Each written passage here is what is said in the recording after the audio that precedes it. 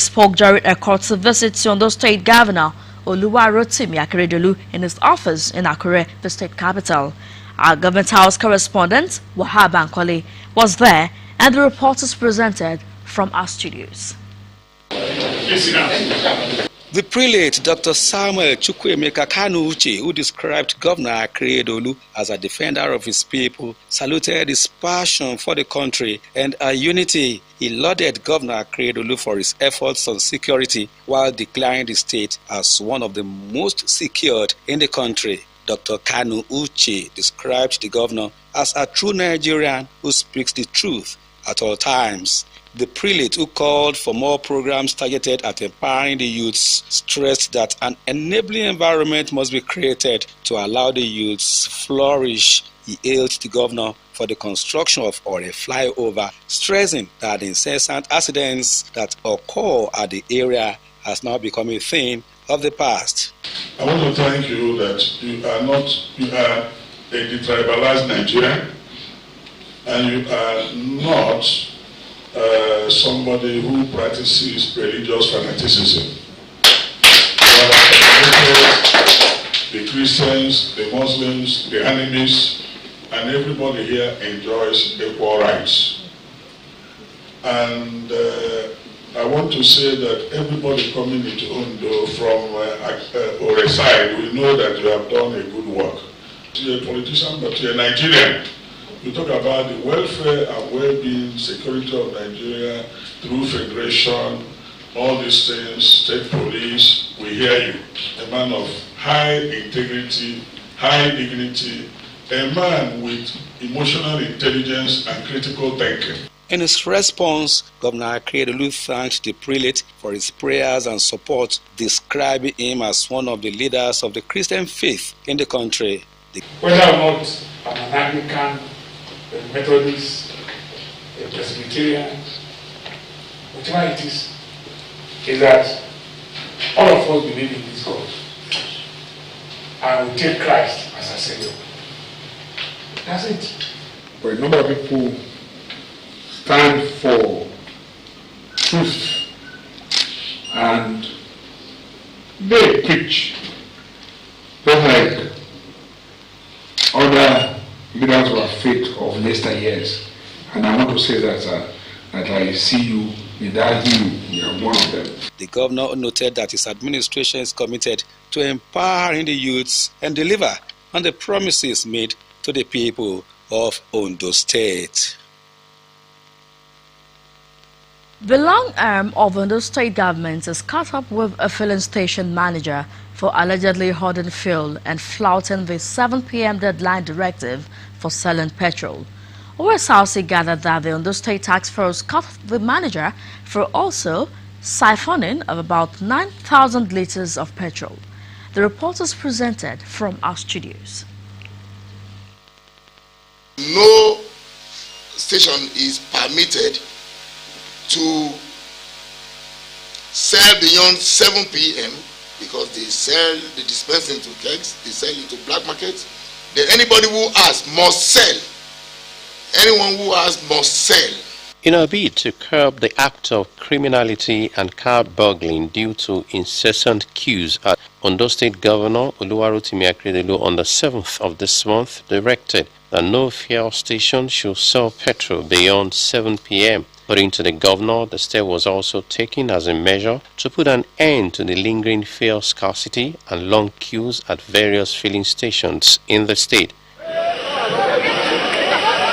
However, Eagle Petroleum along St. Luke, Idiagba Tito in Akure, the state capital, during an enforcement exercise by the Ondo State Special Task Force, was found to have hoarded about 9,000 liters of fuel, selling at 250 naira and above the official pump price of 165 naira per liter. We are here simply because of the status of the fuel. It's rather unfortunate that on getting to Eagles filling station, we left our sold here yesterday night. On getting there this morning, the queue is very much. Not knowing that they have another tanker, extra full tanker, they go and park it somewhere else. At very close to St. Luke. The Ondo State Special Task Force team, led by Senior Special Assistant to Governor Akeredolu on Special Duties and Strategy, Doyin Odebowale, said the manager of the station was caught 9,000 litres of petrol. Dr. Odebowale also is and a member of the task force employed few months ago was equally nabbed for spying on the activities of the task force. My men went round and of course they found this place and they found 8,500 litres. As of last night, then one of my drivers who is related to the criminal here, after they left this place, I'm still looking for the other person. I'm still looking for the other person because this is not the only filling station where they give out information. As my men were approaching the particular filling station, one of them called that they were coming and they ran away. Now this one joined his brother. He just joined us not long ago, about 3 months ago. So I can't call, he's not one of us. He joined us because, one of us is getting older. So he joined him to siphon the fuel. Somewhere about 6,000, and of course they caught the...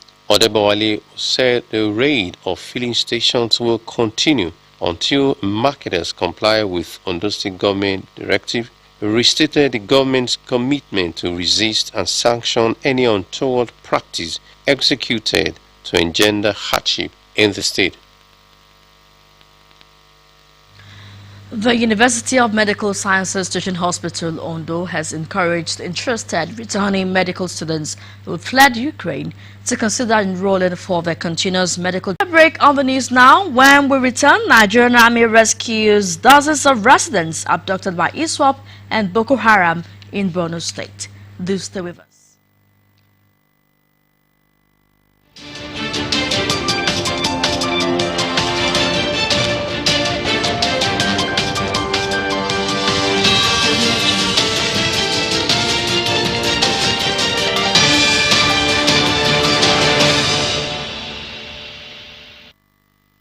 Thank you for rejoining us. You can watch us live on our website www.osrc.ng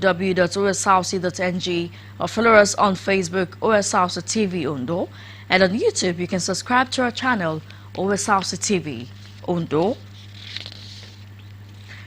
Participants have the Exit Entrepreneurship Training of the federal government in collaboration with Central Bank of Nigeria for beneficiaries of batches A and B and PAR program have been urged to key into all they have garnered from the training to better their life and society. The advice was given at a press briefing held in Akure, the Ondo State capital, at the end of the 5-day Exit Entrepreneurship program. Joy Pius reports that the graduates were issued certificates upon the completion of the training.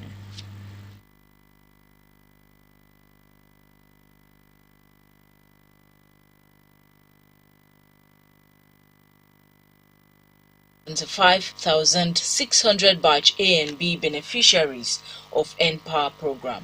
The initiative N-Exit CBN Agribusiness Small and Medium Enterprises Scheme, AXMES, was designed to achieve the national objectives of poverty reduction and job creation in the country.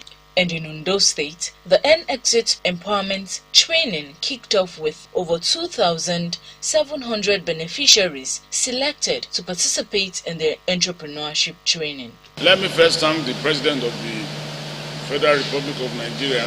At a press briefing to end the 5-day training, the lead facilitator and managing director, Crystal Entrepreneurship Center, Shola Olatunji, commended participants for making themselves available for the training and advised them to make best use of the opportunity provided to improve on themselves.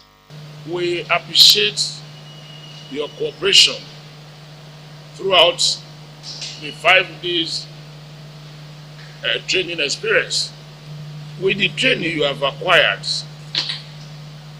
in the last 5 days, we can proudly say you will all be successful in your future endeavors if you maximize the entrepreneurship skill you have acquired during the training.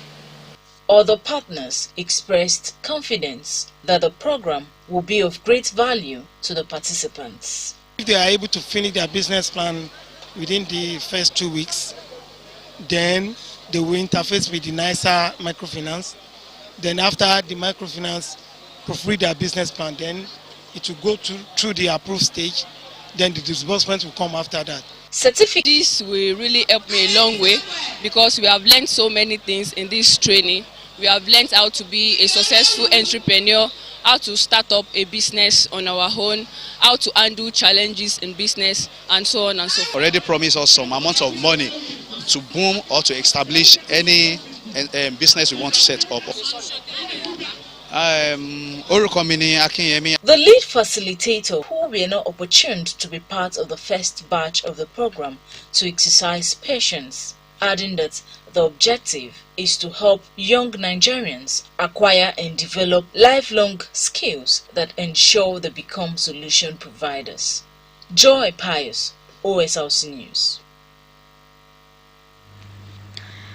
The Federal Ministry of Power has stepped up efforts to ensure power supply is fully restored after a national grid collapse. The national power grid had collapsed twice in 2 days. The Minister of Power, Abubakar Aliyu, said a stakeholders meeting to ensure the problem is promptly resolved has been conducted. Approach has been taken to tackle the problem. In a statement, the minister said the framework for sustainable improvement has been developed, while the gas pipeline affected by acts of vandalism has been restored and the Opai power plant has resumed power generation and currently contributing an average of 300 MW. According to Aliyu, the NAC on sales agreement with a view to bringing the new Opai power plant on the grid, thereby contributing additional 400 megawatts of generation capacity, among others. He reassured electricity consumers that all relevant agencies involved in the restoration of normalcy in power supply have been charged to act in the context of the emergency state of the industry. Hold on Wednesday to discuss the lingering power situation in the country. In a statement by the NGF's head media and public affairs, Abdulrazak Bello Berkindo, the lingering power sector ineffectiveness of the last couple of weeks, power projects delivery across the state will dominate the conversation when the governors meet. The statement said the meeting would also feature discussions with the chief economic advisor to the president, on the Nigerian economy. The governors will also engage Executive Director and CEO of National Primary Healthcare Development Agency, Dr. Faisal Shuaib. Now to insecurity matters. The Nigerian Army says it has rescued dozens of local residents, mostly women, abducted by members of Islamic State in West Africa province ISWAP and Boko Haram terrorist groups in Borno State. Several members of the terrorist groups were also neutralized during a series of offensive onslaughts conducted by troops in the region. The troops of Operation Desert Sanity also recovered some weapons and destroyed various camps of the terrorists. The operation by the Nigerian Army followed the blankets. It's very cold. We just want to go home. Young faces still manage a smile in these unimaginable times. Everything is going to be okay, she tells her children. It will end soon. Vladimir Putin says Russian forces are not targeting civilians. The ground, the reality tells a very different story. Chisom Egonu, Osrc News. And now to sports. The 26th edition of Nigerian Universities Games Association, NUGA, is officially on the way after a formal opening ceremony.